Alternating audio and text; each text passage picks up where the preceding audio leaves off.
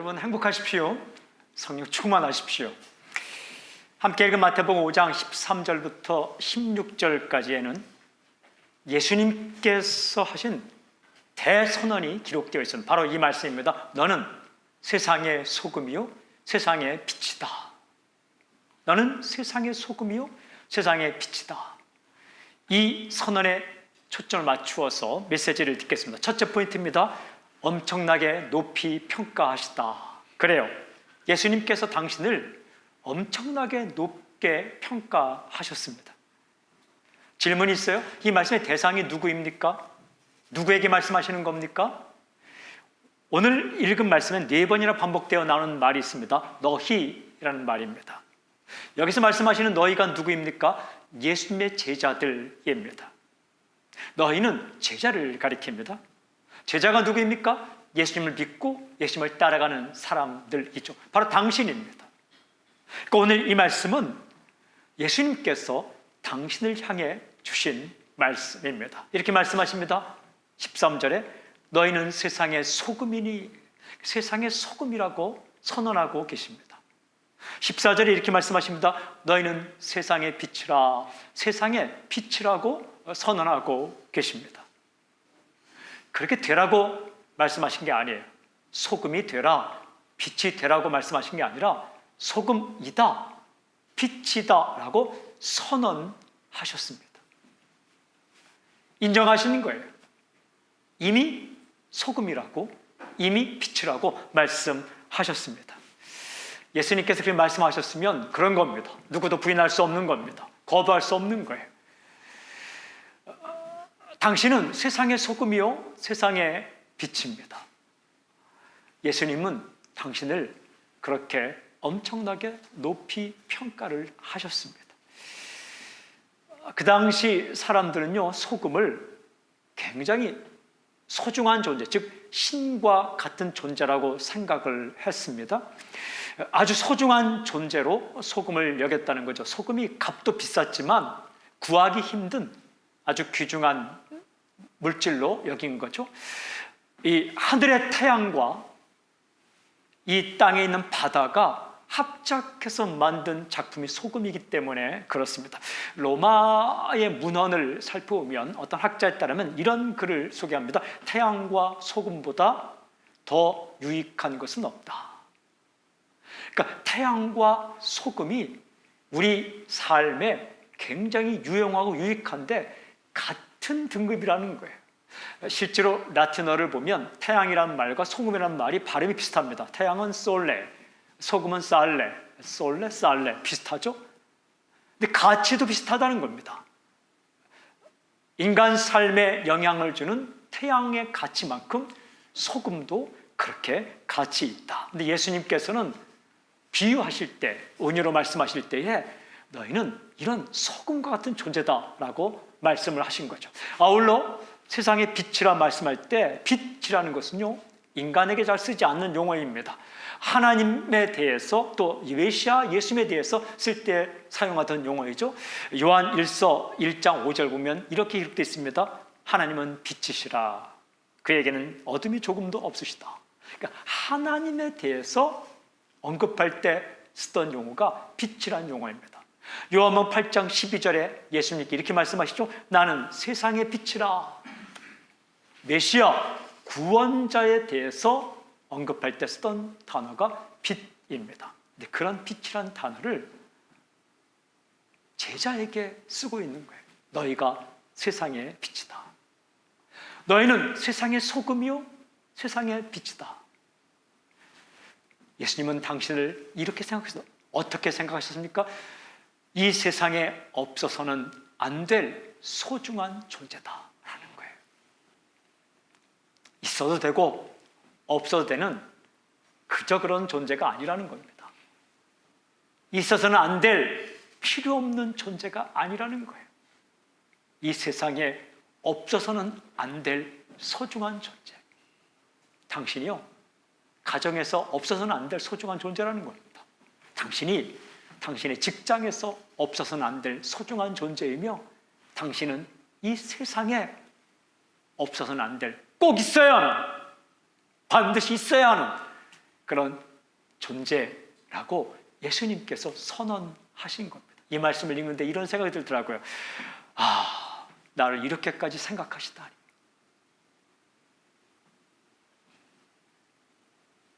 우리 한없이 부족합니다. 자격도 충분하지 않습니다. 그래도 세상의 소금으로 예수님께서 세워주셨습니다. 그래도 세상의 빛으로 예수님께서 여겨주셨습니다. 저는 이 말씀을 묵상하면서 먼저 어떻게 살 것인가 라는 질문에 앞서 감사가 넘쳤습니다. 감사, 또 감사. 부족하고 무능하고 보잘것없고 자격 없는 나를 세상의 소금이라고, 세상의 빛이라고 그렇게 인정해 주시고 선언하신 예수님 말씀에 감사하더라고요.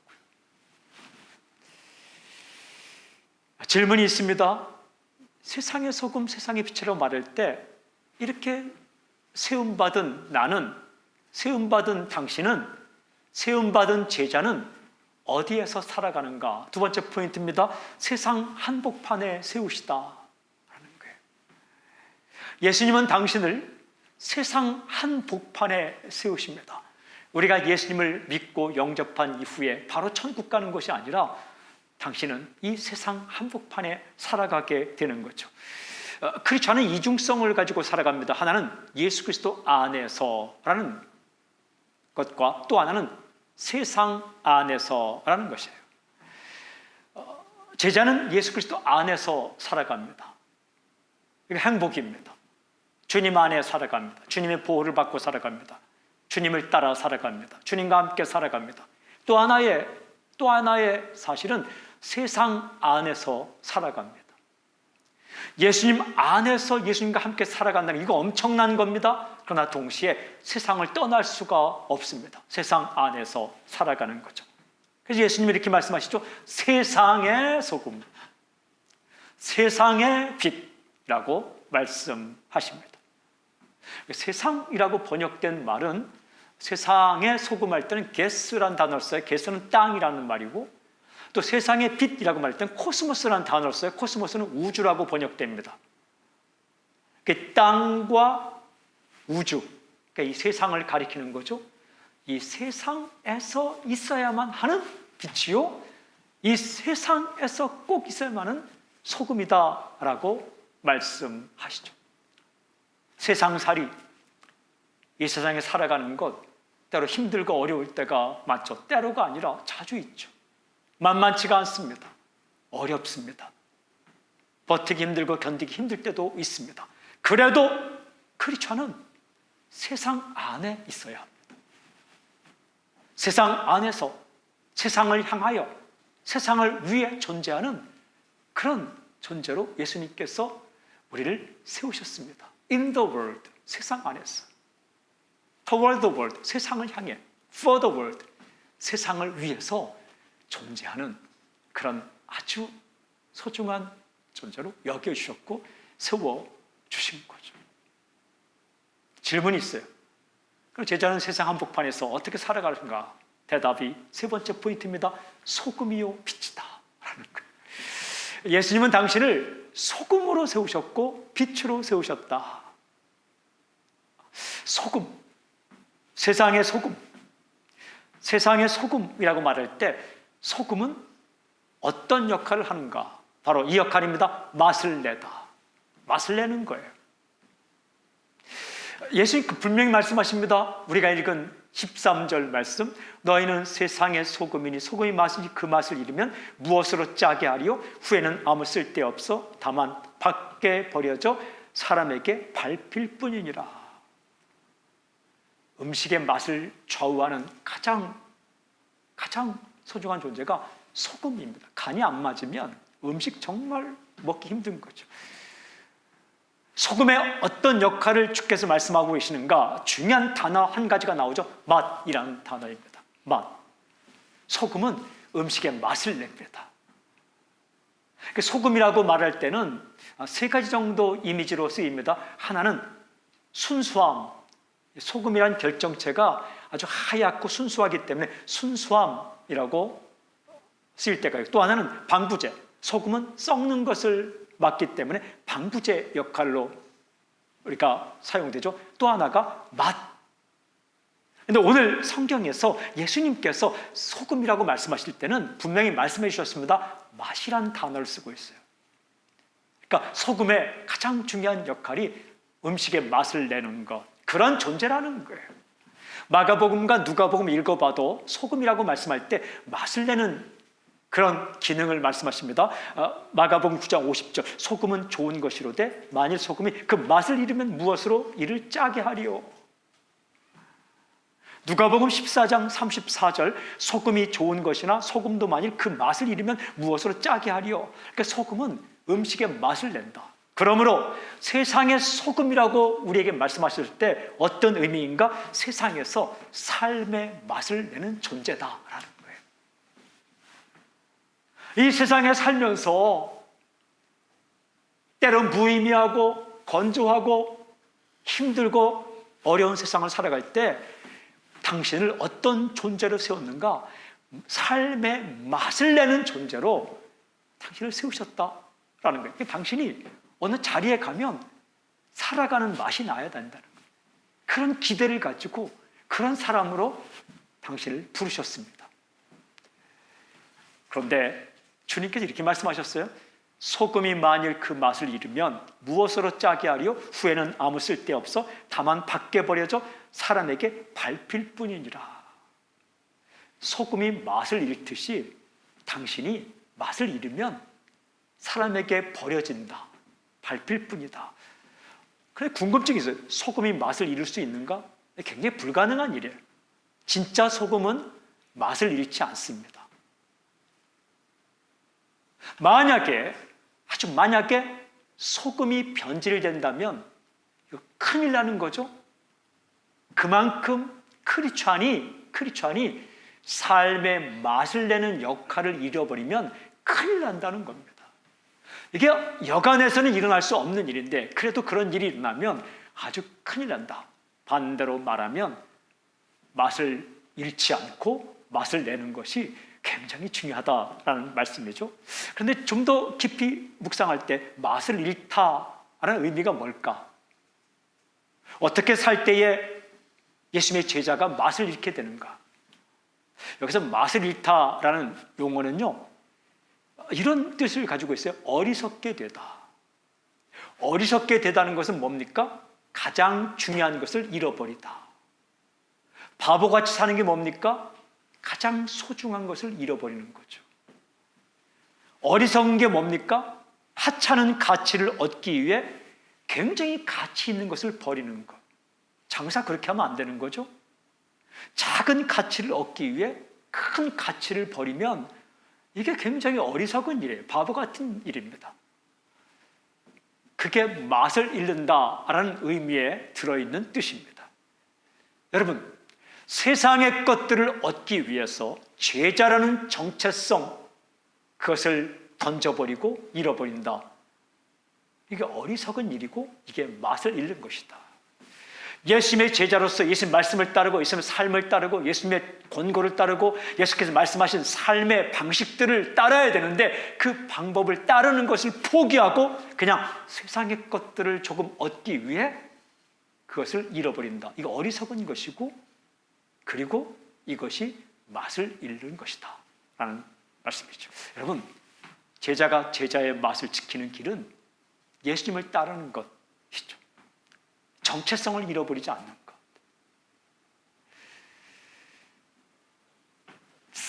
소금이 맛을 잃으면 어떻게 될까? 사람들이 버린다라는 거예요. 밟힌다.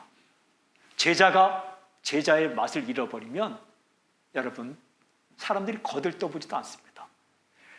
크리스찬에 대해 거는 기대가 있는 거예요. 교회에 거는 기대가 있습니다. 세상에 아무리 어두워지고 세상 사람이 아무리 엉망으로 살아도 예수님 믿는 너만큼은 좀 진실하게 살기를, 예수님 믿는 당신만큼은 사랑하며 살기를, 예수님 믿는 당신만큼은 낭망치 않고 절망치 않고 비판하지 않고 교만하지 않고 거들먹거리지 않고 좀 아름답게 살기를 원하는 기대가 있는데, 너마저도, 당신마저도, 크리스천마저도, 교회마저도 그런 아름다운 가치를 다 버리고 그냥 맛을 잃은 소금처럼 아무렇게 살면 사람들이 버린다라는 거예요. 거들떠보지도 않습니다. 밟힐 뿐이다. 더 이상 기대를 하지 않는다. 사람이 슬픈 게 뭔지 아십니까? 혼나고 책망받는 것, 그것은 아직도 기대를 가지고 있다는 거예요. 그런데 거들떠보지도 않고 아무런 관심도 쓰지 않는다. 굉장히 슬픈 것입니다.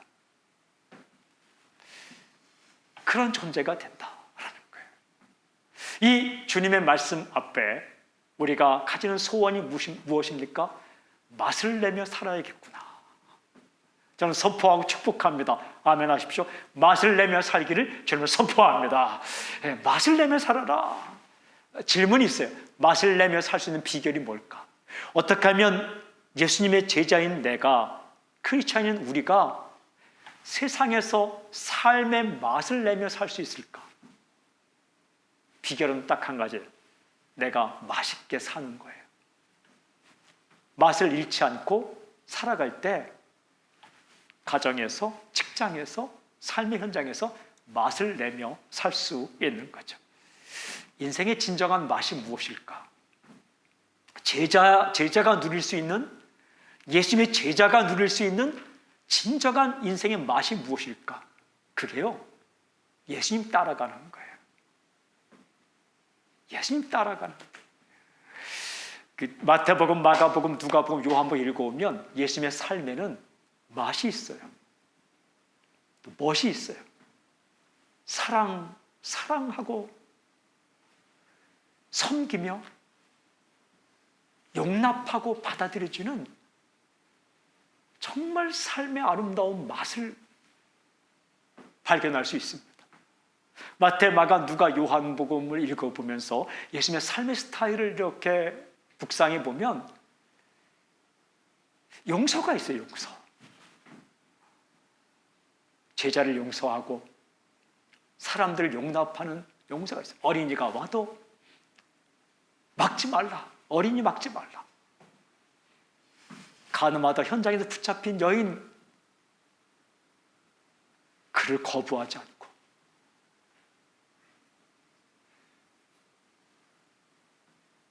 그를 섬기는 그 삶이 있어요. 예수님의 모습 보면 제자의 발을 씻겨주시고, 거들먹거리지 않고 거만하지 않은, 그리고 배고픈 사람 보면 먹을 것을 나누어 주는 그런 따뜻한 마음이 예수님께 있어요. 불쌍히 여기시고 긍휼히 여기시고 비판하지 않고 싸매 주시는 그런 따뜻함과 푸근함과 넉넉함과 그런 삶의 맛이 예수님의 삶에 있어요. 그 삶을 따라갈 때에 우리 인생에 맛이 있고, 그런 삶을 살아갈 때 맛을 내며 살아갈 수 있는 거죠. 생각해 보십시오. 크리스찬이, 예수님의 제자가 마치 맛을 잃은 소금처럼 이렇게 산다고 생각해 보십시오. 투덜거리고 뭐 할 때마다 투덜거려요. 불평하고 짜증내고, 그리고 나누지도 않고 완전 구두쇠처럼 그냥 자기 것만 챙기고 살고, 화내고 싸우며 욕심 부리고, 입만 열면 남들 비판하고, 그리고 얼굴을 보면 기쁨이 없고 늘 창백하고 싸늘한 얼굴을 가지고 따뜻함과 어떤 푸근함도 다 잃어버린 상태로 살아간다면 맛을 잃은 소금처럼 살아가는 거죠. 어찌 그를 통해 가까이 있는 사람들의 삶에 맛을 낼 수 있겠습니까? 이렇게 산다고 생각해 보십시오. 감사하고 가진 것을 나누어 주며 그 격려하고 힘내, 용기 내. 또 사이좋게 잘 지내고 다른 사람을 세워주고 기뻐하며 힘들고 어려운데도 활기차고 따뜻한 미소로 인생을 살아간다면 이 맛을 잃지 않은 소금이죠. 그때 자신의 인생을 자신이 맛있게 살아갈 때 주변에 맛을 내며 살아갈 수 있다라는 겁니다. 꿈을 꾸고 소망을 이야기하며 어려운 가운데서도 기쁨을 잃지 않고 작은 거지만 자신의 가진 것을 나누며 그리고 작은 것에 감사하고 힘든 사람 위로하고 그리고 상황이 어렵더라도 꿈을 가지고 도전하고 그러다가 주저앉더라도 다시 포기하지 않고 다시 도전하는 이런 삶을 살아갈 때 주변에 맛을 내며 살아가지 않겠습니까? 그런 삶을 살라는 거예요. 예수님은 우리에게 믿음을 강조하셨죠. 믿음으로 구원받는 것을 말씀하셨어요. 그럼에도 불구하고 동시에 삶에 대해 얼마나 많이 강조했는지 몰라요. 우리의 삶이, 우리의 행위가 구원의 조건은 아니에요. 구원은 믿음으로 받아요. 그러나 믿고 난 이후에, 예수를 만나고 난 이후에는 누구를 따라가는가? 예수님을 따라갑니다. 예수님을 따르는 제자가 됩니다. 예수님을 따라갈 때 인생의 맛을 회복하게 됩니다. 잃어버린 하나님의 형상, 이마고데이, 하나님 닮은 하나님의 형상을 회복하게 됩니다. 사는 게 달라집니다. 삶이 변화되게 됩니다. 삶의 맛이 회복될 때에 맛을 내며 살아가게 되는 거죠. 이 삶이 중요하다는 거예요. 이거 열매, 삶의 열매, 포기할 수 없는 중요한 부분입니다. 예수님께서 한 사람 한 사람을, 당신을 그렇게 맛을 내는 존재로, 맛을 잃어버린 가정에 맛을 내는 존재로, 맛을 잃어버린 가문에 맛을 내는 존재로, 맛을 잃어버린 학원가에 맛을 내는 한 사람으로, 맛을 잃어버린 문화계에 맛을 내는 존재로, 맛을 잃어버린 정치계에 맛을 내는 존재로 당신을 세우셨다는 거예요. 이 크리스천 가운데는 생명의 문화가 있는 거예요. 살아있는 문화, 아름다운 문화, 그 매력이에요. 매력. 예수님을 따라간다고 하면서 늘 진지하고 표정도 사라지고 딱딱하고 그런 존재로 살아가는 것이 아니라 날아가는 새처럼, 꽃처럼 따뜻한 마음과 말과 생각과 행동이 아름답게 살아가는 그런 매력 있는 삶을 살기를 원하시는 거죠. 그런 존재로 당신을 세웠다는 거예요. 이 세상의 소금이라고 말씀하실 때 그런 의미가 있어요. 아울러 세상의 빛이라고 말할 때 더 기가 막힌 뜻이 있어요. 빛의 역할이 무엇입니까? 빛의 역할이 이것입니다. 어둠을 밝히다라는 거예요. 어둠을 밝히다. 예수님께 이렇게 말씀하셨어요. 14절 15절 너희는 세상의 빛이라. 산 위에 있는 동네가 숨겨지지 못할 것이요 사람이 등불을 켜서 말 아래에 두지 아니하고 등경 위에 두나니 이러므로 집안 모든 사람에게 비치느니라. 제자를 향해 세상의 빛이라고 말씀하셨어요. 근데 이 말씀을 잘 묵상해 보면 굉장히 중요한 말씀들이 많이 나와요. 먼저 이런 말씀이 나옵니다. 산 위에 있는 동네가 숨겨지지 못할 것이요. 여기서 굉장히 중요한 말이 숨겨지지 못할 것이요. 산 위에 있는 동네는 숨겨지지 않는다. 여러분, 산 꼭대기에 동네가 세워지면 어디에서나 보이죠? 잘 숨겨지지 않습니다. 이게 빛의 속성이 똑같다는 거예요. 산 위에 있는 동네처럼, 산 위에 있는 동네가 숨겨지지 못하는 것처럼 빛은 숨겨지지 못한다. 우리 교회가 있는 동네 근처에 롯데타워가 있잖아요. 잘 숨겨지지 못해요, 저건. 멀리서도 잘 보이지 않습니까? 빛이 그런 속성을 가지고 있다는 거예요. 숨겨지지 못합니다. 잘 눈에 띕니다. 빛은 눈에 띄어요. 이게 눈에 띈다는 게 불편할 때가 있어요.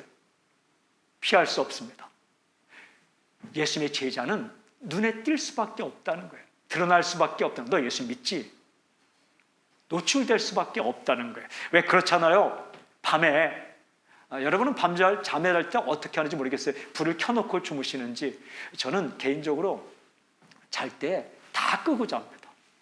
다 끄고 잡니다. 커튼도 치고, 하여튼 빛이 비치는 건 다 끄고 잡니다. 그런데 그렇게 불을 다 끄고 나면 평소에 감지하지 못하던 작은 불빛들이 눈에 띌 때가 있어요.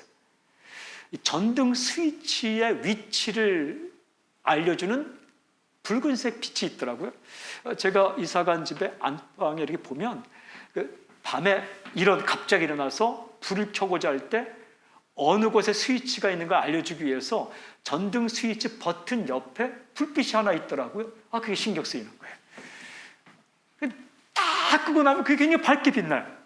또 에어컨을 방에 설치했는데 불을 다 끄고 에어컨을 더운 여름에 켰는데요.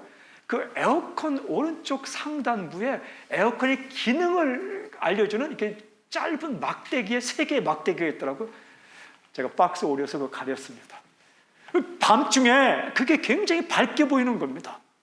또 거실에 나와 있는데 컴퓨터 모뎀에 그 빛이 굉장히 밝게 빛나는 거예요. 그때 깨달았어요. 어두우면 어두울수록 빛은 감출 수 없는 거구나. 어두우면 어두울수록 빛은 노출되는구나. 크리스천의 존재가 그렇다는 거예요. 예수님의 제자의 존재가 그렇다는 거예요.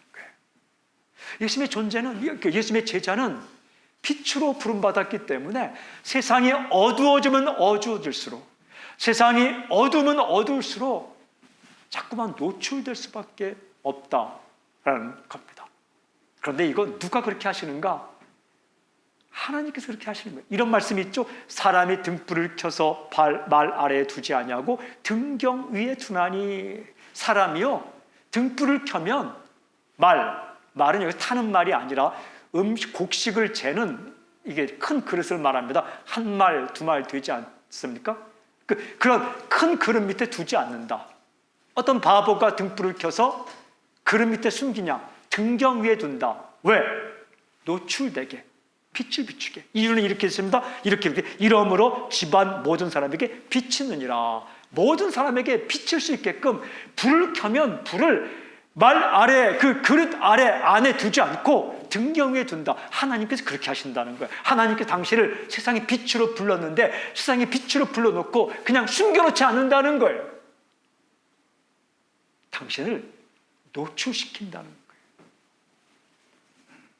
주변에 있는 사람들이 어둠에 휩싸인 것처럼, 암흑에 휩싸인 것처럼 절망하고 실망하고 낭망하고 짜증내고 인생을 포기하는 것처럼 살아갈 때에, 어둠이 그의 인생을 휩싸일 때에 당신을 세상의 빛으로 불렀기 때문에 당신을 그냥 구석에 숨겨놓지 않고 당신을 노출시킨다는 거예요. 왜? 당신을 통해 빛이 그 어둠 가운데 있는 당신의 친구와 가족과 당신의 사랑하는 사람에게 비칠 수 있게끔 당신을 노출시킨다 라는 거예요. 빛은 숨겨지지 못합니다. 하나님께서 빛을 숨기지도 않습니다. 빛으로 부름받은 예수님의 제자는 숨겨질 수 없습니다. 숨으려고 하지 마십시오. 숨을 수도 없고 평생토록 숨어 살았다. 그 슬픈 겁니다. 잘한 게 아니라, 내가 평생 직장 다녔는데 누구도 내가 예수 믿는 걸 알아보지 못했다. 그거 잘한 게 아니라 정말 슬픈 겁니다. 슬픈 거예요.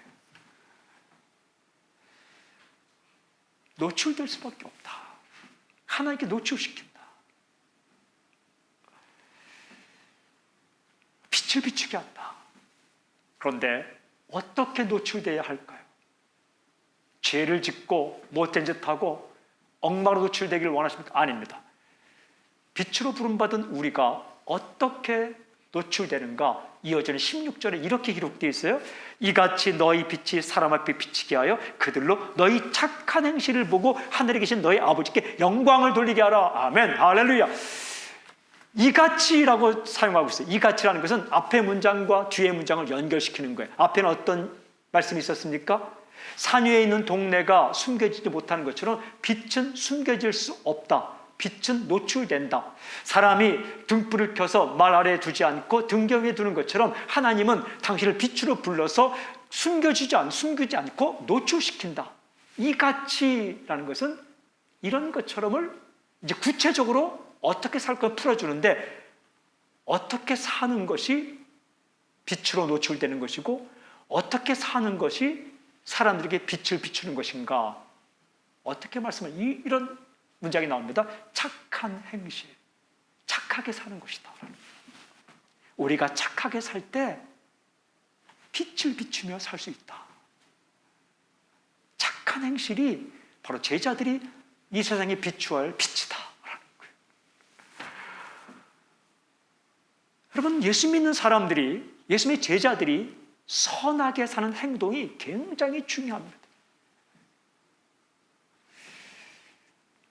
착한 행실의 구체적인 내용은 무엇인가? 이제 다음 주부터 말씀을 듣게 될 17절 이후부터 계속해서 나옵니다. 6가지 문제를 다룹니다.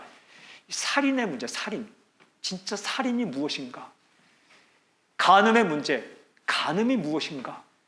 이혼이 무엇인가? 맹세가 어떤 것인가? 보복이 어떤 것인가? 사랑이 무엇인가? 예수님께서 새로운 말씀을 해주십니다. 이 말씀을 다 읽어오면 굉장히 중요한 한 가지 핵심이 이웃사랑입니다. 이웃사랑의 가장 중요한 게 무엇이냐면 이웃에게 악을 끼치지 않는 것, 그리고 이웃에게 잘해주는 것, 선을 베푸는 것, 아주 구체적으로 말씀하십니다. 우리가 듣게 될 것입니다. 오늘 이 말씀에는 우리가 선하고 착하게 사는 것이다. 여러분, 중요한 사실 한 가지 있어요. 무엇이냐? 사람들은 제자의 삶을 본다. 여기 말씀하시잖아요. 사람들이 이것을 보고, 사람들이 너희 착한 행실을 보고, 중요한 말씀, 사람들이 너희 행실을 보고, 근데 어떤 행실을 보느냐? 착한 행실을 보고, 그들로 너희 착한 행실을 보고 하늘에 계신 너희 아버지께 영광을 돌리게 하라. 너희가 착하게 살면, 선하게 살면 그 행실을 보고 사람들이 하나님께 영광을 돌린다라고 말씀합니다. 여기서 착하다라는 단어는 굉장히 중요한 단어예요. 칼로스라는 이 단어는 어떤 규칙에 딱 맞다라는 거예요. 규칙. 거짓말 시키지 마 하면 거짓말 시키지 않는 것, 규칙에 딱 맞을 때 칼로스라고 말해요. 그런데 이 말은 더 중요한 의미가 있어요. 규칙에 딱 맞는 것을 넘어서서 아름다운, 매력 있는, 기쁨을 주는 그런 의미가 있어요. 규칙에만 딱 맞고 거짓말 시키지 마, 거짓말만 안 시키고 날마다 딱딱하게 말하는 게 아니라 매력 있고 사랑스럽게 위로를 주고 격려하고 칭찬하는 것까지 나아가는 게 칼로스예요. 거짓말 시키지 말아야지. 규칙만 지키는 것이 선한 게 아니라 그것을 넘어서서 위로하고 격려하고, 거기까지. 오리를 가자. 나 2km만 함께 해줘. 가줘. 나 힘들고 어려우니까, 정말 내가 힘들고 어려우니까 여기서 여기까지만 좀 함께 해줘. 그때 나 할 수 없어. 나쁜 사람이에요. 그래, 거기까지 해줄게. 이건 규칙만 지킨 사람이에요. 그런데 난 거기까지가 아니라 좀 더 가줄게. 이게 칼로스예요. 이게 착한이에요. 이게 선한이에요. 의무만 다하면 그건 규칙만 지키는 거예요. 그러나 내가 할 의무를 넘어서 덤으로 더 하는 것, 그게 칼로스예요. 선한 거예요. 사람은 이럴 때 감동받아요. 그것이 빛을 비추는 삶이다 라는 거예요. 그러니까 그런 제자의 삶이 무엇과 관련이 있는가? 오늘 말씀 보면 하나님의 영광과 관련이 있다라는 거예요. 그들로 너희 착한 행실을 보고 하나님께 영광을 돌리게 하라. 사람들이, 믿지 않는 사람들이, 세상 사람들이 하나님께 영광을 돌린다? 이게 무슨 뜻일까? 영광이란 단어는 굉장히 중요한 뜻을 가지고 있는데, 영광이란 단어가 어디서 왔는가? 보다라는 단어에서 왔어요. 보다. 라는. 그래서 영광할 때는 본 것, 나타난 것, 이런 의미가 있어요. 그게 핵심 의미예요. 본 것, 나타난 것. 영광하면 나타나서 본 것, 이런 거예요. 그러니까 하나님께 영광을 돌리다는 것은 하나님을 보다, 하나님을 경험하다. 하나님을 경험한 사람이 어떻게 고백합니까? 아, 하나님 살아계시는구나. 하나님을 본 사람은 어떻게 고백합니까? 하나님은 사랑이시구나. 하나님은 살아계시고, 하나님은 존재하시고, 하나님은 사랑이시구나. 하나님은 생명이시구나.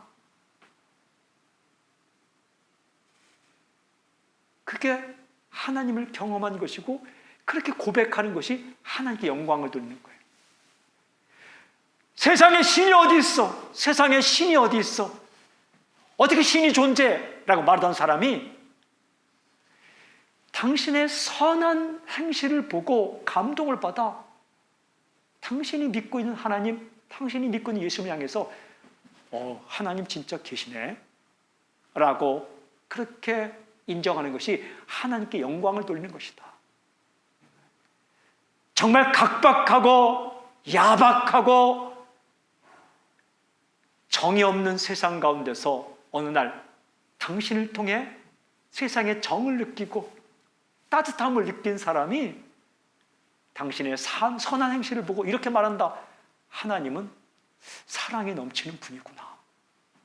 그렇게 경험하고 고백하는 것이 하나님께 영광을 돌리는 것이다. 당신의 선한 행실을 보고 1차적으로 당신을 좋아하게 되고 더 넘어서 당신의 아버지인 하나님께 영광을 돌리고 당신의 주인이신 예수님께 영광을 돌리는 것, 당신을 주관하는 성령님의 그 영광을 보는 것, 그런 사건이 일어난다. 그게 빛으로 사는 삶이다 라는 겁니다. 여러분, 예수님은 당신의 믿음을 보시고 사람들은 당신의 행동을 보는 거예요. 나는 믿는다 아무리 해도 사람들은 그거 별 관심이 없습니다. 그러나 사람들의 눈에 행실이 보이는 거죠. 그 제자로서의 주님을 따라가는 주님 말씀을 따라 사는 그 소금의 맛을 잃지 않는 것처럼 제자의 정체성을 잃지 않고 제자로의 삶을 잃지 않고 살아갈 때에 빛을 비추며 살아가게 된다. 반드시 저 정도 상황이라면 낭망하고 절망할 상황인데 낭망치 않고 절망치 않고 다시 꿈을 가지고 도전하고 꿈을 가지고 시도하고 꿈을 가지고 달려가는 당신의 삶을 보면서 하나님이 진짜 살아있는가 봐. 인간으로서는 저렇게 할 수 없는데 저가 예수님 믿더니 사는 게 다르구나 라는 고백을 할 수 있게 되는 거죠. 사랑하는 여러분, 오늘 주 앞에 말씀 앞에 이렇게 기도하십시오.